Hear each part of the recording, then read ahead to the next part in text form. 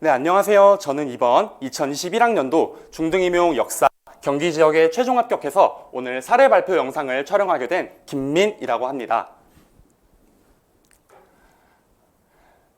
제가 오늘 준비한 영상의 목차는 다음과 같습니다. 첫 번째로는 저는 이제 재수에 최종 합격을 하게 되었는데 초수 당시에 점수가 몇 점이었는지 그리고 이 당시에 제가 어떤 마음가짐으로 이 시험에 임했는지 살펴보도록 하고, 두 번째로는 2021학년도를 대비하던 재수 당시의 과정에 대해서 소개를 간략히 해드리도록 하겠습니다. 그리고 최종 점수가 몇 점이었는지 1차, 2차 각각 살펴보도록 한 다음에 마지막으로 제가 작년 한 해 동안 1차 공부를 하면서 운영하던 공스타그램 계정을 통해서 여러 선생님들로부터 질문 목록을 신청받았습니다. 그 질문 목록에 의거해서 제가 드릴 수 있는 선에서 최대한 여러분들에게 도움이 될 만한 답변을 드리는 방식으로 Q&A 방식으로 이번 영상을 진행하도록 하겠습니다.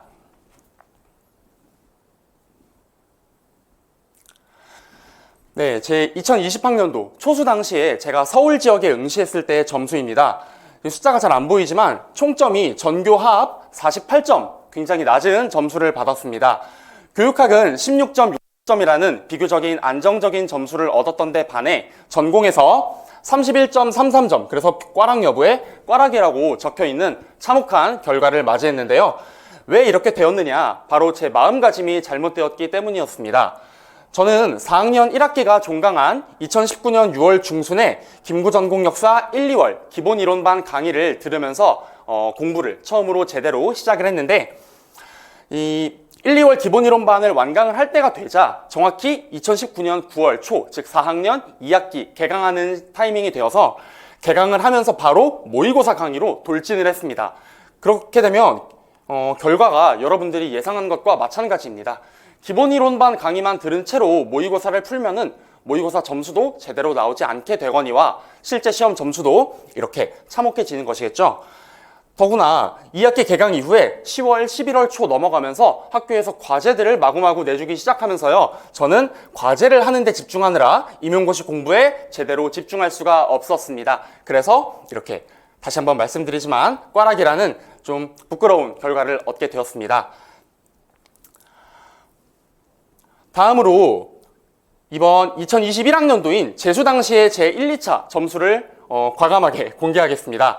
저는 1차에서 교육학 17.67점, 그리고 전공 49점, 총점 66.67, 그래서 경기도 커트라인에 딱 맞는 점수를 받아서 보시면 여기 플러스 0점입니다. 커트라인에서 단 0.33점의 여유도 없는 정말 일촉즉발의 아찔한 1차 합격을 했는데요. 다행히 2차에서 98.07점이라는 굉장히 제 입으로 말씀드리기 뭐하지만 높은 점수를 받아서 총점으로도 이렇게 총점을 약 6점가량 따돌리면서 안정적으로 합격을 할 수가 있었습니다. 그러면 이런 결과가 이렇게 1차 컷에서 2차로 뒤집어서 붙는 이런 말도 안 되는 결과가 어떻게 나올 수 있었는지 잠시 후에 Q&A를 통해서 진행하도록 하겠습니다. 재수 당시에 1차 준비 과정에 대해서 말씀을 드려보기 전에 제 기본 정보, 제 간단한 소개를 드리고자 합니다. 저는 서울소재대학 사범대학 역사교육과를 작년도 2020년도에 졸업을 하고 이제 더 옛날에 수능으로는 사회탐구 과목으로 한국사와 동아시아사를 선택했습니다. 그래서 기본적으로 소위 말하는 역덕이라는 학생에 속하는 그런 부류였는데요. 그럼에도 불구하고 서양사에 대한 지식은 전무한 상태였습니다. 심지어 대학에 들어와서도 서양사에 대한 지식이 없는 상태였기 때문에 저는 군대에서 별도로 PMP에 EBS 수능 강의, 이다지 선생님의 강의를 들어서 별도로 혼자 공부하는 시간을 가졌습니다. 그렇게 됨으로써 한국사, 동아시아사, 더불어서 세계사의 서양사 내용들, 기타사 내용들까지 고등학교 수능에서 안정적인 점수를 얻을 수 있는 그런 수준의 베이스는 확보할 수가 있었습니다. 하지만 저희가 준비하는 이 임용이라는 시험은 수능 수준의 지식만으로는 절대 풀 수가 없는 문제들만 나오기 때문에 서양사에 대한 내용 지식, 즉 저희가 흔히 보는 개론이나 강좌와 같은 개론서 수준의 내용 지식은 여전히 얕고 부족하기만 한 수준이었습니다. 제가 공부하는 방식에 대해서 말씀을 드리겠습니다. 저는 집에서 혼자 공부를 했습니다. 대부분의 강의도 인터넷 강의로 수강을 했고요. 그래서 스터디는 별도로 운영하지 않았습니다. 그리고 저는 약간 특이하게도 다른 선생님들께서 공부하시는 모습을 보면 스트레스를 받습니다. 저 혼자 조용히 공부를 하면서 실력을 꾸준히 키워나가는 것이 제 스타일에 더 적합했기 때문에 다른 선생님들과 함께하는 것을 솔직히 선호하지는 않았습니다. 교육학의 경우에는 이선화 선생님의 강의를 수강했는데요. 1, 2월 기본 강의, 3, 4월 심화 강의, 그리고 9, 10, 11월 모의고사 강의 총 3가지의 교육학 강의를 듣게 되었습니다. 그리고 전공은 1, 2, 3, 4, 5, 6, 7, 8, 9, 10, 11 모든 5종류의 강의를 다 수강하게 되었습니다. 그 중에서 9, 10, 11월 모의고사 강의는 실전 감각을 익히고자 그리고 다른 선생님과 제대로 한번 경쟁해보고자 직강을 신청해서 들었었는데요. 코로나19라는 상황 때문에 아쉽게 직강으로 나온 기간은 한 달 정도에 그쳤던 것 같습니다. 앞서 말씀드린 바와 같이 저는 별도로 공스타그램 계정을 운영했습니다. 공스타 계정은 제가 잠시 후에 따로 알려드리도록 할 텐데 이 공스타그램에 관해서도 잠시 후에 Q&A를 하면서 다시 한번 제대로 말씀드려 보도록 하겠습니다. 이제 Q&A로 넘어가 보도록 하겠습니다. 네, Q&A 전에 이번 2차 시험을 준비하는 과정에 대해서 간략히 소개해 드리겠습니다. 2차 시험 준비는 크게 2가지 시기로 나뉘게 됩니다. 첫 번째로는 1차 합격자 발표 이전, 즉 연말 12월 기간이 있고요. 두 번째 기간으로는 1차 발표 이후, 즉 12월 말부터 1월 3, 4주차까지 그 3, 4주 남짓하는 기간이 있습니다. 그래서 2가지 기간에 각각에 맞는 방식으로 2차를 대비하시는 것이 최종 합격으로 가는 지름길인데요. 이 1차 발표 이전 시기를 그냥 보내시면 절대 안 되는 게 이 시기를 정말 잘 보내셔야 합니다. 왜 그러냐? 이 시기는 여러분들이 절대 완전체로 존재할 수 없는 시기입니다. 그렇기 때문에 수업 실현, 그리고 경기도의 경우 수업 나눔, 더불어서 개별 면접, 지도안 지역의 경우 지도안까지 2차 평가 요소에 포함되는 내용들에 대한 기본 지식, 그 기본 지식을 이해하고 그것에 대해서 숙련도를 높이는 시기로서 이 12월이라는 시기가 정말 저는 어떻게 보면 이 시기보다 이 시기가 더 중요하다라는 말씀을 강조해서 드리겠습니다. 저 같은 경우에는 같이 경기도에 응시했던 저를 포함한 4명의 사람이 스터디를 꾸려서 운영을 했는데요. 개별 면접의 경우에는 2020 경기 기본교육계획이라고 하는 시책 문서가 있습니다. 한 30페이지로 요약된 게 있고 300페이지짜리 커다란 문서가 있는데 각각 나누어서 항목별로 정리를 해온 뒤에 서로 설명하고 중요하다 생각하는 내용을 공유하면서 필요한 내용을 암기해가는 과정을 진행했습니다. 이렇게 일주일에 4번 정도 학교 강의실을 대여하거나 스터디룸을 대여해서 2차 시험 준비를 12월에 진행을 했습니다.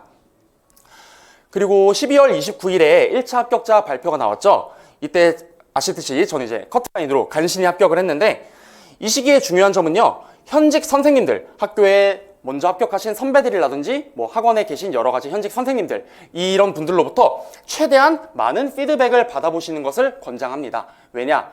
현직 선생님들은 대부분 이 2차 시험 체제에서 생존하신 분들입니다. 그렇기 때문에 그 누구보다 2차 평가관들이 우리들로부터 무엇을 얻고 싶어 하는지, 우리들에게 무엇을 평가할 건지 그런 것들을 저희보다 훨씬 깊고 또 다양하게 알고 계시기 때문에 이런 선생님들로부터 여러 종류의 피드백을 거침없이 받아보시는 것을 추천합니다.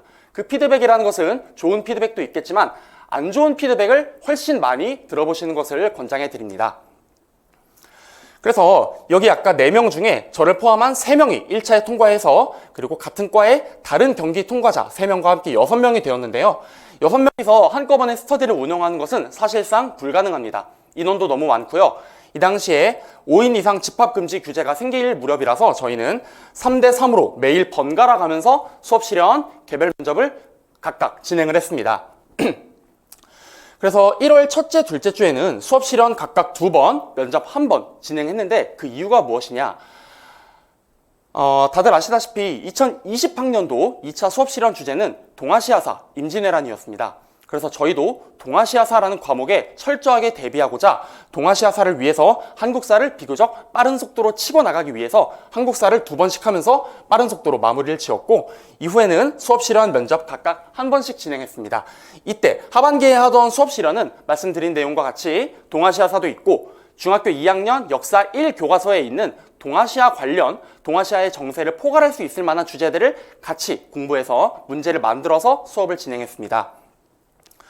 장소는 똑같이 대학의 강의실을 대여하고 그 외에 학교에서 별도로 모의 수업, 모의 면접 프로그램을 사범대 단위로 진행을 해주신 적이 있었습니다. 이때도 실제 지역마다 나누어서 지도안, 비지도안, 특히 경기도는 더 따로 나누어서 경기도 선생님들을 모셔서 저희가 이제 또 거침없는 피드백을 받아보는 경험을 할 수가 있었습니다. 이렇게 여러분들도 만약에 사범대에 재학 중이신 분들이라면 꼭 학교에서 진행하는 모의 수업, 모의 면접, 그것이 뭐 4학년 대상이든 1차 통과자 대상이든 자신에게 기회가 돌아온다 하면은 무조건 참여해 보시기를 권해드립니다.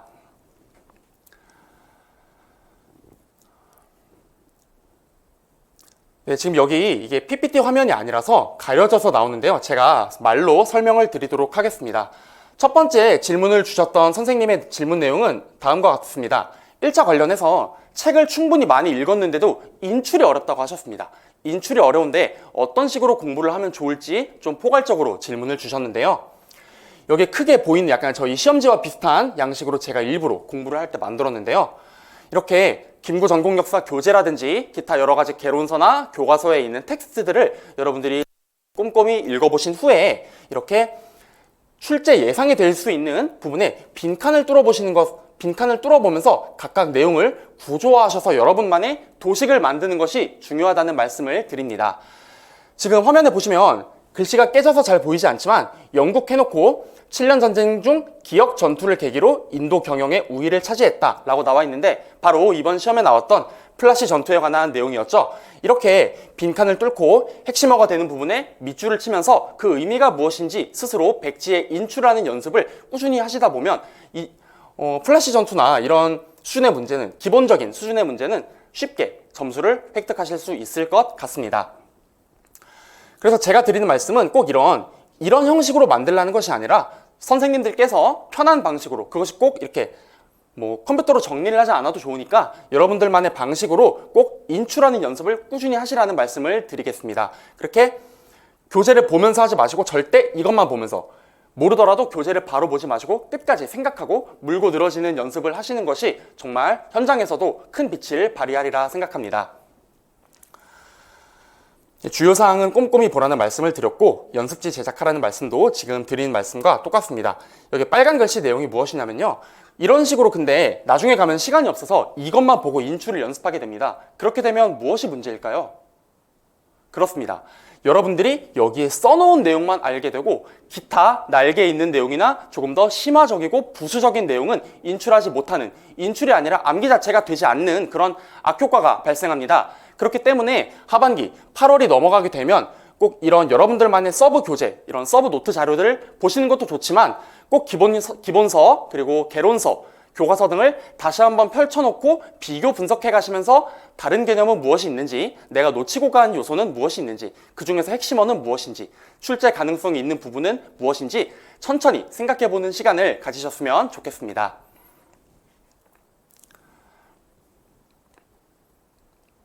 또 이제 이런 식으로 이번에 고려시대로 기출되었던 요새에 관한 내용도 제가 여기 보시면 요새의 주요 사상 한 가지 명칭을 제시하라, 제가 마음대로 이렇게 만들었었는데 시험 문제에 나온 내용과 그대로 일치하죠. 특히 뭐 자신의 행동에 대한 참회를 중시하고 법화신앙 중심의 결사를 제창했다 같은 내용들이 여기 있는 한국사 교재, 선생님을 위한 한국사 교재 내용을 그대로 옮겨 적은 것입니다. 그래서 여러분들이 내가 출제자라면 어떤 용어에 빈칸을 구멍을 내고 어떤 용어에 밑줄을 쳐서 질문을 할 수 있는지 꼭 생각해 보셨으면 좋겠습니다. 그리고 이거는 단거나 설명드릴 때 말씀을 드릴 텐데 뭐 볼펜으로 하셔도 상관없지만 저는 1년 내내 볼 책이기 때문에 꼭 좀 깨끗이 쓰고 싶어서 이렇게 타이핑을 해서 좀 띠지처럼 인쇄를 해서 붙이는 그런 방식을 활용하기도 했습니다. 이건 이제 또 다른 사례인데 이번에 기출되었던 남북전쟁 그대로 나와 있는데요. 남부 7개 주가 연방 탈퇴 이후에 아메리카 연합을 결성했다. 뭐 몽고메리를 수도로 하고 이 사람을 대통령으로 선출했다. 이런 내용이 그대로, 제가 만든 내용이 그대로 시험 문제에 나오게 됩니다. 이게 제가 절대 대단해서 이렇게 된 게 아니고요. 모든 내용을 다 옮겨 적다 보면 여러분들도 하나 걸리는 게 있을 겁니다. 그런 식으로 맞춰가시면 되는 거죠. 여기도 이제 조금 내용이 까다로웠던 자장농지법의 내용을 제가 직접 인출하는 연습을 꾸준히 했기 때문에 이 문제에 있어서는 4점을 무리 없이 쉽게 가져갈 수가 있었습니다.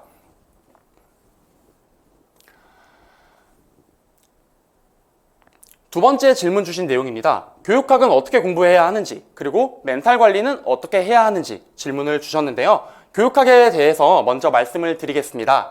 1, 2월에는 말씀드린 것과 같이 이선화 선생님의 기본 강의를 수강했습니다. 그리고 복습을 할 때는 따로 이렇게 깜지같이 뭔가를 쓰거나 그러진 않았고요. 저는 애초에 초수 때도 이미 교육학을 한번 꽉 잡아놓은 경험이 있었기 때문에 그냥 간단하게 기본 교재를 찬찬히 읽는 식으로 복습을 진행했습니다. 3, 4월도 같은 방식으로 조금 더 깊게 교재를 읽는 공부를 진행했고요. 5, 6, 7, 8월에는 전공 이제 여러분들도 저희 역사 강의를 듣다 보면 아시겠지만 이때가 되면은 프린트 분량도 엄청나고요. 강의량도 엄청나게 많아집니다. 그래서 교육학 공부에 집중적으로 투자하실 만한 시간이 부족할 거예요. 그래서 저 같은 경우에는 아까 전공과 같이 이 인출 연습지, 빈칸, 내용 인출 이런 것들을 만들어서 계속 그것만 보면서 주요 영역을 인출하는 연습을 진행했습니다. 여기서 말씀드리는 주요 영역은 교육, 과정, 행정, 평가, 심리, 교수 이론 이 정도 다소 5대 영역이 있죠. 이 정도를 위주로 연습을 했고 필요하다면 사회학이나 생활지도 및 상담 이 정도까지는 꼼꼼히 본 경험이 있었습니다. 90, 11월 정말 시험이 코앞에 닥치면요. 저는 오히려 교육학 공부 시간을 늘렸습니다. 왜냐? 합격 수기에도 적어 놓았었는데요. 전공 1점 높이는 것보다 교육학 1점 높이는 것이 훨씬 가성비가 좋을 것 같다라는 제 나름의 판단이 있었기 때문입니다. 그래서 저는 이선화 선생님 모의고사를 꾸준히 시간을 재면서 풀었고요. 첨삭도 셀프로 하면서 또 이제 모의고사에 어떤 내용이 출제되었는지 관련 개념으로는 무엇이 있는지 교재를 다시 한번 가볍게 훑어보면서 읽어보는 공부를 진행했습니다. 여기 보시면 제가 사진을 첨부해놨는데요. 아까 그 전공 시험지와 모양이 똑같죠? 이렇게 실제 시험지의 양식을 따서 나름대로 실전 감각을 늘리려고 보시면 이렇게 행정 이론이라든지 의사결정 모형, 여기 나와 있는 의사결정 모형, 이번에 교육학 시험에 기출되었던 내용이죠. 이런 것들을 꼼꼼하게 여러분들이 인출하고 분석하는 연습을 하신다면 이번 시험처럼 교육학이 출제 경향이 바뀌더라도 여러분들은 17점, 18점 이상의 높은 득점을 하실 수 있으리라 예상합니다. 이제 멘탈 관리에 대해서 간단하게 말씀을 드리고 싶은데요. 저는 이런 고민들이 여기 나와 있는 4가지 고민들이 크게 가장 1차를 준비하면서 많이 들었었는데요.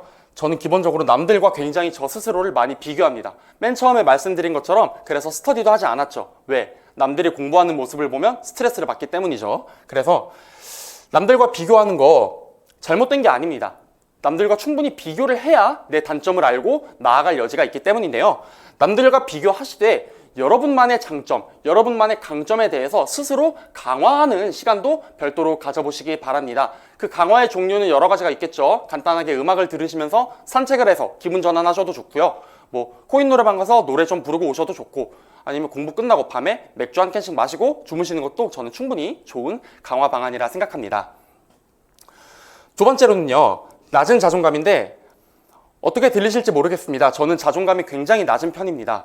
그래서 자존감이 낮으니까 남들과 비교를 하고 안 좋은 쪽으로 생각을 하게 되는 것이죠. 항상 잘 된다는 생각을 하지 않고 나는 안 될 거야, 나는 늘 이랬으니까 라는 생각이 1년 내내 제 머리를 떠나지 않았습니다. 그래서 1차에 커트라인으로 합격한 이후에는 이 생각이 더 심해져서요, 당연히 최종 탈락할 거야 라는 생각을 하고 있었죠. 하지만 저도 이렇게 붙었는데 여러분들이라고 못할 것이 없습니다. 꼭 이 낮은 자존감을 나쁘게 바라보시지 말고, 이 자존감이 낮다는 것도 결국 선생님들만의 하나의 색깔이고 여러분만의 성격입니다. 그대로 받아들이시고 나는 나대로 나만의 장점을 찾아간다는 생각을 꼭 해주셨으면 좋겠습니다.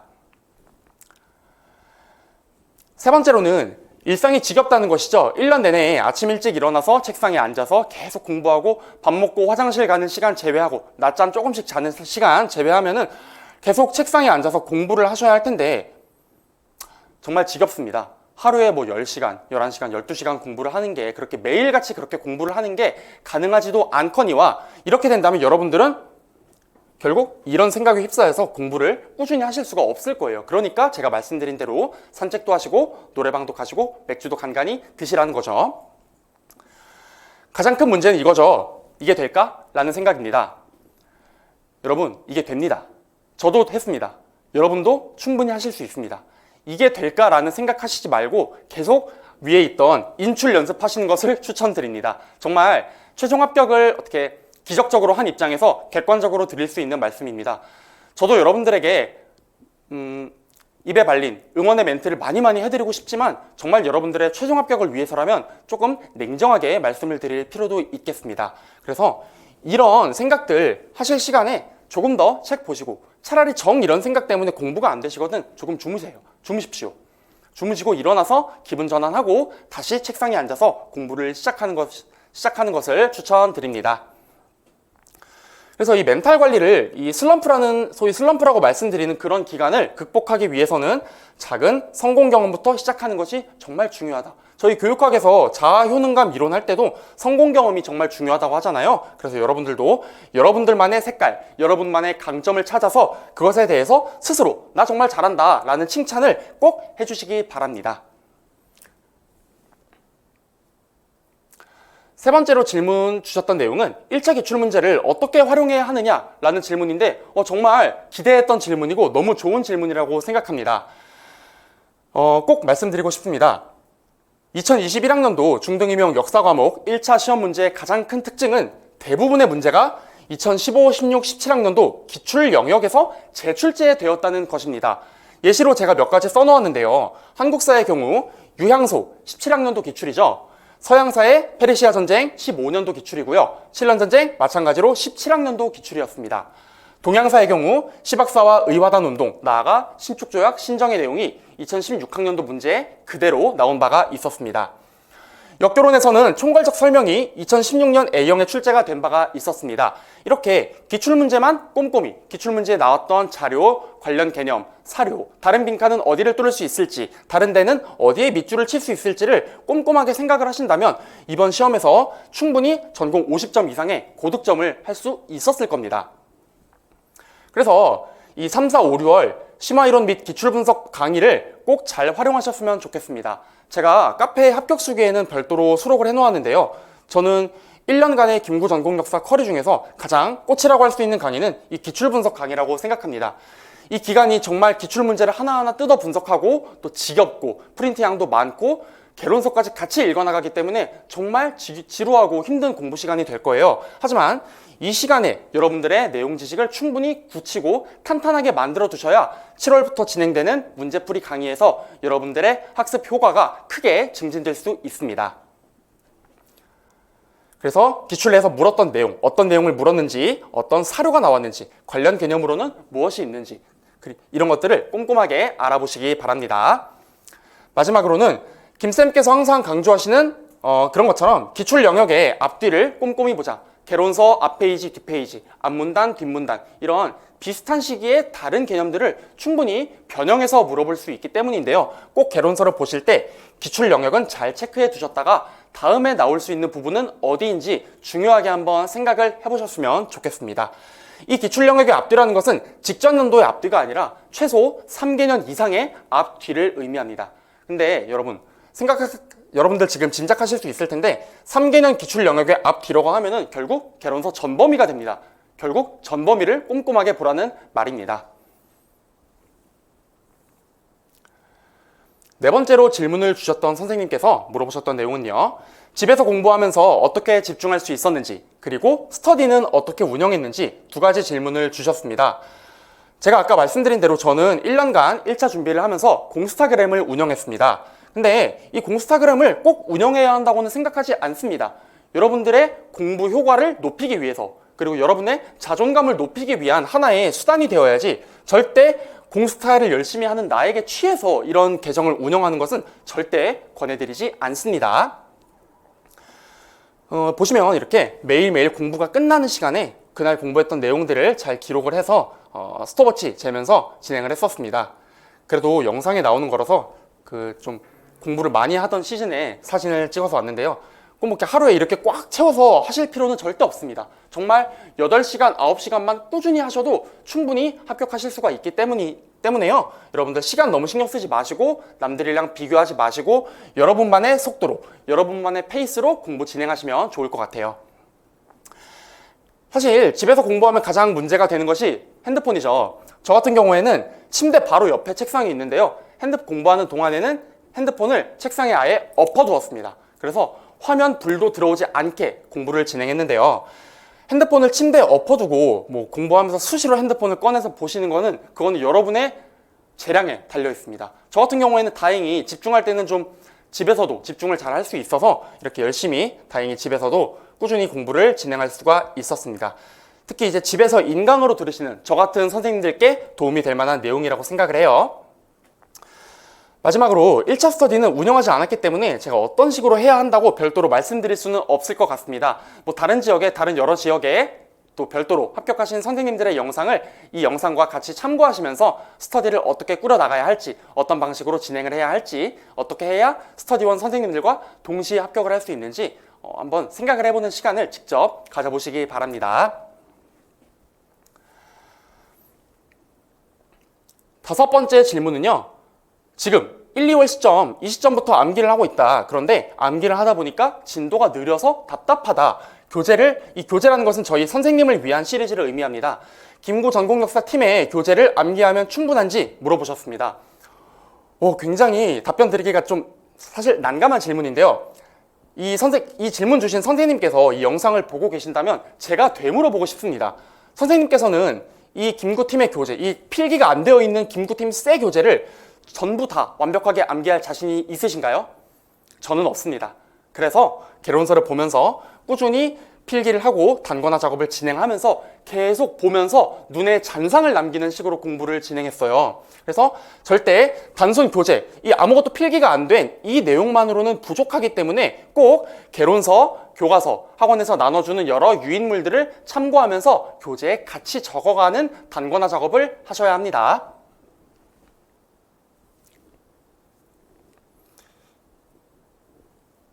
이게 지금 단권화 사례랑 이게 지금 뒤에 사진이 몇 장 더 겹쳐져 있는데 그게 보이지 않아서 좀 아쉬운데요. 이번에 기출되었던 조선전기 유양소에 관한 내용입니다. 역시 여기 2017학년도 B형 6번으로 출제가 되었다고 기록을 해놨었는데요. 이렇게 기출되었다고 해서 안 봐도 될까요? 절대 아니죠. 왜냐면 아까 말씀드린 대로 기출문제에서 또 바꾸고 꼬아서 더 깊게 어렵게 나오기 때문이죠. 보시면 여기 이 부분이 작성하기 상당히 어려웠던 조건이었습니다. 수령에 의해 장악된 관주도기구로 변질되었다. 이런 내용들은 생각보다 많은 선생님들께서 틀렸다고 저는 그렇게 알고 있는데요.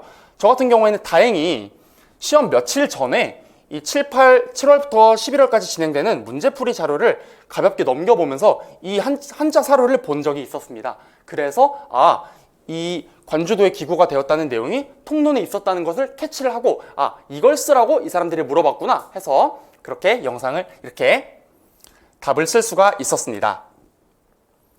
교재와 개론서, 프린트들을 꼼꼼하게 돌아가면서 보시는 것을 추천해요.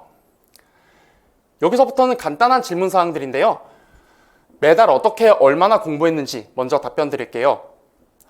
가장 많이 공부했던 달은 1월이었는데요. 1월에 295시간을 공부했습니다. 가장 적게 공부했던 달은 6월이었는데요. 180시간 남짓 공부했던 것 같습니다. 하지만 다시 말씀드리지만 공부 시간이 절대 중요한 것이 아닙니다. 여러분만의 속도로 여러분만이 할 수 있는 공부를 꾸준히 이어나가는 것이 가장 중요합니다. 꾸준히라는 조건은요. 초수, 재수, 삼수, N수 모두 포괄하는 의미입니다. 그리고 다음으로 일본사 공부하셨는지 물어보셨는데요. 저는 일본사 별도로 공부하지 않았습니다. 학원에서 보충 강의로 올려주는 강의 듣고 필기 조금씩 하고 그냥 동아시아사 교과서에서 뭐라고 적혀 있는지 간단하게 보았는데요. 이게 또 나중에 가면 다 휘발됩니다. 그래서 솔직히 1차 시험장 들어갈 때 제 일본사 지식은 정말 거의 없다고 보셔도 무방할 것 같아요. 하지만 제가 공부하지 않았다고 여러분들도 일본사를 보지 않고 그냥 들어가도 되느냐? 그것은 절대 아닙니다. 왜? 문제가 어디서 어떻게 나올지 모르니까요. 시간이 된다면, 여건이 된다면 수준이 좀 되는 선생님들께서는 일본사도 더불어서 공부하시는 것을 추천합니다. 초수 1, 2월에 어떻게 공부를 해야 할까 고민이라고 질문을 주셨는데요. 사실 제가 답변 드릴 수 있는 내용은 아니라고 생각합니다. 왜냐하면 보시다시피 저는 초수 때 전공 꽈락이라는 처참한 결과를 얻었었기 때문에. 하지만 제가 명확하게 자신 있게 드릴 수 있는 말씀은요. 꼭 꾸준히 공부하시라는 것입니다. 여기는 이제 대부분 초수 선생님들께서 질문하신 내용인데 4학년들이 가지면 좋을 것 같은 공부 패턴 똑같습니다. 3시간이든 2시간이든 4시간이든 꾸준히 하시는 것이 가장 중요합니다. 왜? 꾸준히 하지 않으면요, 여러분들이 전날에 했던 공부가 휘발되고 그렇게 되면 다음 공부를 할 만한 동기가 부여되지 않기 때문입니다.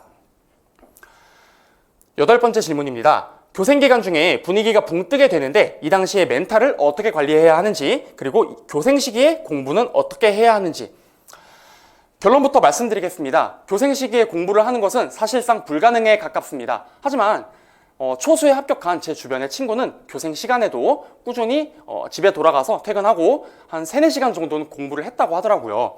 이런 식으로 공부를 한다면 여러분들도 이런 교생을 가시는 초수 선생님들도 N수생 못지않은 해박한 지식을 가질 수 있으리라 믿어 의심치 않습니다. 항상 중요하지만 이 모든 질문에 대한 대답은 똑같습니다. 조금씩 꾸준히 하시는 것이 가장 중요해요. 9번째 질문입니다. 합격할 때까지 체력 관리를 어떻게 하면 좋을까요? 운동하셔야죠. 하루에 1시간 정도, 30분에서 1시간 정도 걷고 간단한 근력 운동, 팔다리를 조금씩 써주시는 것을 추천해요. 왜냐하면 그냥 엉덩이 대고 앉아서 하루 종일 공부를 하면요, 살도 많이 찌고 몸이 많이 상한다는 것을 여러분들이 직접 느끼게 될 겁니다. 그렇기 때문에 조금씩 산책도 좋고 러닝머신도 좋으니까 헬스장이 아니더라도 여러분만의 체력 관리 방식을 만드셔서 하루에 30분에서 1시간 정도, 이거를 한 주 4-5회 정도 하시는 것을 저는 권해드립니다.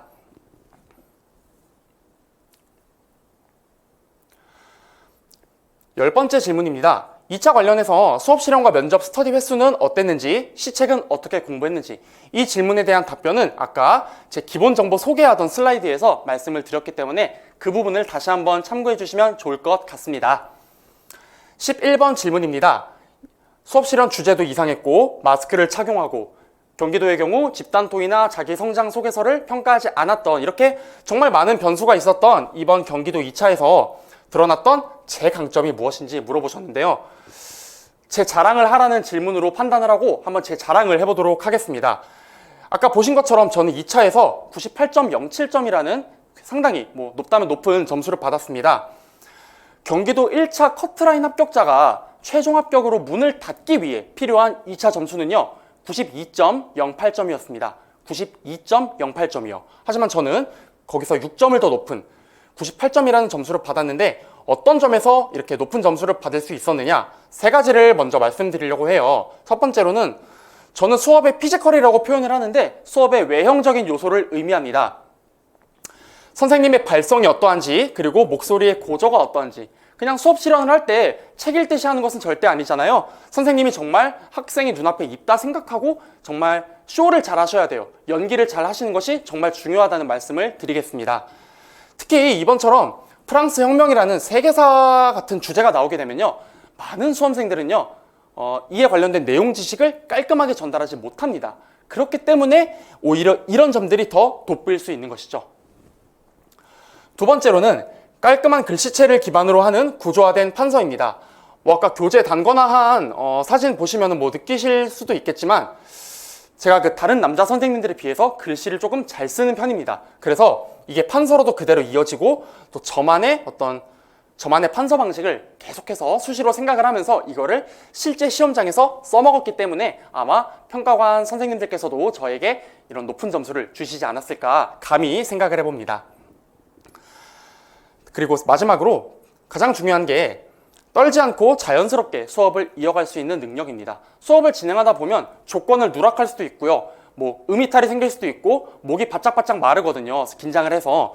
그럼에도 불구하고 나는 정말 이 평가관들을 의식하지 않고 나는 정말 학생을 위한 수업을 진행하고 있다라는 점을 여러분들이 어필을 열심히 하셔야 합니다. 이렇게 어필을 하는 모습을 보인다면 평가관들도 이런 점들을 동시에 고려를 하면서 이렇게 제가 이제 받았던 것처럼 30점 만점에 29.6점을 받았는데요.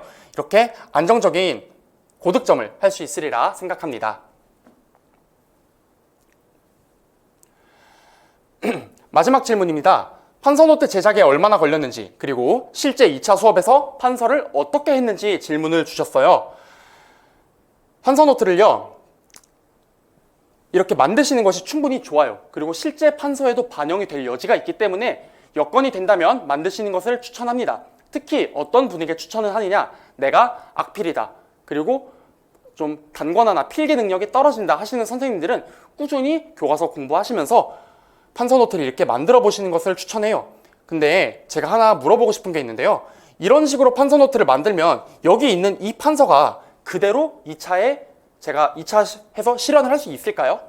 15분에서 20분이라는 짧은 시간에 불가능합니다. 그렇기 때문에 판서 노트에 지나치게 많은 거의 뭐 단권화에 가까운 내용 이렇게 하실 게 아니라 정말 그 성취 기준에서 묻는 내용이 무엇인지 핵심 워드를 위주로 간단하게 여러분만의 방식으로 구조화하시는 것을 적극 추천드리겠습니다. 결과적으로 얼마나 걸렸는지는 대답을 드릴 수가 없습니다. 왜냐하면 제가 한국 근대사 부분을 하다가 판서노트 제작을 중단했기 때문입니다. 이 당시에 1차 발표가 나면서 정신없이 바로 실전 스터디로 투입이 되어서 그랬습니다. 그리고 이제 실제 2차 수업에서 어떻게 판서를 했는지 요거를 이제 짚고 넘어가야 할 것 같은데 조금 더 확대해서 아까 그 슬라이드를 보여드리는 거예요. 이런 식으로 판서가 안 될 겁니다. 칠판에서. 글씨체도 판서를 하다 보면은 예뻐질 수가 없고요. 여러분들 이렇게 많은 이 양의 판서를 15분에서 20분 안에 한다는 것은 불가능합니다. 그러니까 여러분만의 핵심 어휘를 기준으로 구조화하는 연습을 진행하시면 될 것 같아요. 여기 있는 슬라이드가 제가 이번에 실제 2차 시험장에서 프랑스 혁명이라는 주제로 수업한 내용입니다. 조금 더 오른쪽으로 빠져서 말씀을 드릴게요. 더한 것, 감한 것 하나도 없이 그대로 옮겨왔습니다. 그래서 프랑스 혁명이라는 수업 주제를 먼저 위에 쓰고 왼쪽 3개의 네모는 그날의 학습 목표, 배움 목표를 의미합니다. 그리고 전개 과정, 카드 뉴스 제작, 그리고 발표 및 피드백이라는 3가지 실현 파트를 나누어서 각각 판서를 진행했고요. 추천드리는 것은 경기도 선생님에게 한해서는요 15분 중에 강의에 쓰는 시간은 7분 내외로 하시는 것을 권장해 드립니다. 수기에도 적어 놓았는데요. 강의 시간이 길어지면 학생 활동을 하는 시간이 자연스럽게 짧아지고요. 그러다 보면 학생에 대한 피드백도 그래 잘했어 라는 피상적인 수준에 머무를 수밖에 없습니다. 그렇게 되면 경기도에서 추구하고 있는 배움 중심 수업의 가치를 살리는 수업을 진행하기 어렵기 때문에 강의 시간은 7분 내외에서 끊어주시고 바로 다음 파트로 넘어가는 것을 추천드립니다. 덧붙여서 저는 이제 관리 번호가 1번이어서 맨 첫 타자로 들어갔고요. 당시 판서를 이제 색분필로 이 색깔 그대로 쓴 것입니다. 이렇게 옮겨 놓았습니다. 마지막으로 한 가지 더 말씀드리면 조건 중에 인간과 시민의 권리 선언이라는 것을 판서하라고 되어 있는데 저는 그 점을 판서하지 못했습니다. 판서하지 못했고 국민공예와 나폴레옹의 이제 그 정변 사이에 있었던 총재정부도 판서하지 않고 언급조차 하지 않았습니다. 그래서 저는 이거 연대기 개념을 조금 잘못 설명했다. 상당히 많은 감점이 일어나겠다 생각을 했는데 앞서 말씀드린 발성이나 어떤 여러 가지 수업의 외형적 요소 그리고 깔끔한 판서를 토대로 높은 점수를 얻을 수가 있었습니다. 제가 이제 마무리를 하기 위해서 선생님들에게 드리고 싶은 말씀이 있습니다. 여기 있는 멘트는 제가 실제 개별 면접 당시에 평가관들에게 마지막으로 했던 멘트를 살짝 변형을 한 것인데요. 좀 여러분에게도 좀 와닿지 않을까 해서 별도로 준비를 해보았습니다. 그대로 읽어드릴게요. 그룹 방탄소년단은 최근 발매한 곡의 가사 첫머리를 다음과 같이 서술했습니다. 어느 날 세상이 멈췄어. 아무런 예고도 하나 없이. 코로나19 팬데믹이라는 세계적인 대위기 상황으로 인해 학교의 아이들은 물론 우리 예비교사 선생님들의 당연하던 일상도 잠시 멈추었습니다. 하지만 우리 아이들의 건강하고 행복한 배움이 계속 이어져야 하는 것처럼 우리 예비교사 선생님들의 꿈을 위한 전진, 꿈을 위한 공부도 계속되어야 합니다. 지금도 학교 어디선가 선생님들을 기다리고 있을 우리 아이들과 그리고 선배 동료 선생님들을 생각하시면서 2021년을 선생님들만의 꿈길로 만들어 보시기 바랍니다. 선생님들만의 선한 영향력으로 학생들의 꿈이 이루어지는 학교 현장을 만들어 가시기 바랍니다. 여러분들은 어떤 교사가 되고 싶으신가요? 지금 제가 드리는 이 질문에 대한 답이 2021년 올 한 해 동안 선생님들을 이끌어줄 수 있는 하나의 원동력이 되기를 바랍니다. 지금도 아이들은 선생님을 기다리고 있습니다. 2022년 우리 예비교사 선생님들의 최종 합격을 진심으로 기원하겠습니다. 시청해주셔서 감사합니다.